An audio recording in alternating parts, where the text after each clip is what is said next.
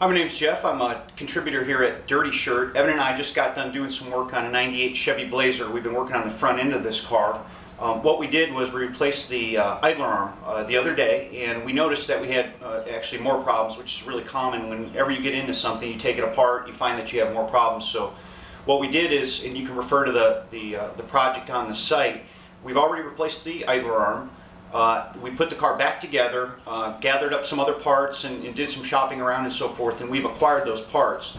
And we've actually pulled what's called the center link on this front end of this vehicle out.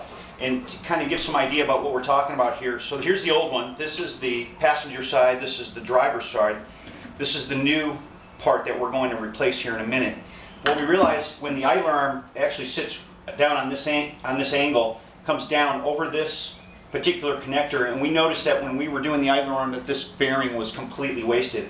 I noticed just by hand pressure I can't really get it to move, but when we had it on the vehicle it was very apparent there was a lot of play in this, so we decided to replace that. There's a couple things I wanted to talk about with regards to this new part versus the old.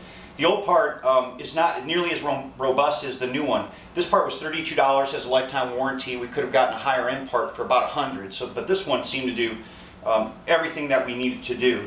The factory part has just a regular nut, and it just drives down on top of this. The new part, they've improved that. They put actually what's called a crown nut, and it has a number of slots on it.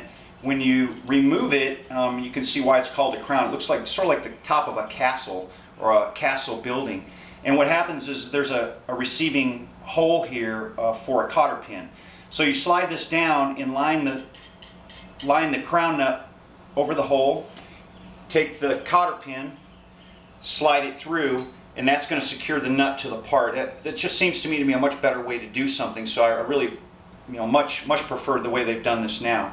In addition, they've given us what they used to call zerk fittings, which are actually grease fittings, and they go in below here on either side so that you can take a grease gun and apply grease to the bearing.